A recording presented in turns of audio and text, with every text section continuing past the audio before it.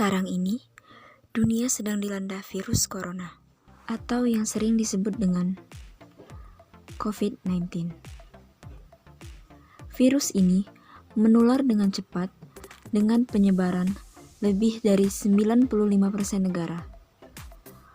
Organisasi Kesehatan Dunia WHO sudah menetapkan virus corona ini sebagai sebuah pandemi. Tetapi sebelumnya, apa itu pandemi? Apa sih perbedaannya endemi, epidemi, dan pandemi? Berikut penjelasannya. Endemi.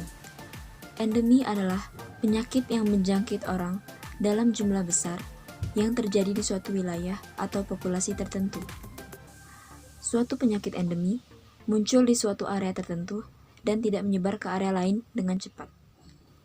Contoh dari endemi antara lain demam berdarah, meningitis, dan malaria. Epidemi. Epidemi adalah wabah dari suatu penyakit yang terjadi lebih luas dengan wilayah geografis yang tinggi dan memengaruhi proporsi penduduk. Suatu penyakit dikatakan epidemi apabila sudah mewabah ke lebih dari suatu area dengan tingkat penyebaran yang cepat dan sulit diprediksi.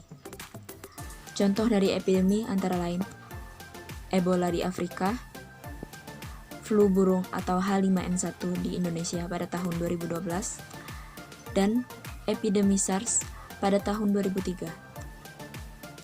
Pandemi.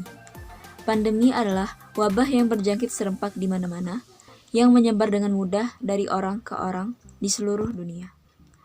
Suatu penyakit dikatakan pandemi apabila sudah menyebar secara cepat ke seluruh dunia dengan tingkat infeksi yang tinggi. Contoh dari pandemi antara lain COVID-19, flu Spanyol pada tahun 1918, dan kasus Black Death di Eropa pada tahun 1347 hingga 1351. Jadi kesimpulannya, mereka ini memiliki 3 tingkatan. Tingkat pertama yaitu endemi, saat penyakit tersebut di tingkat daerah. Tingkat kedua yaitu epidemi, saat penyakit tersebut menyebar ke antar negara. Dan tingkat ketiga yaitu pandemi, saat penyakit tersebut menyebar ke seluruh dunia. Sekian penjelasan dari saya. Terima kasih.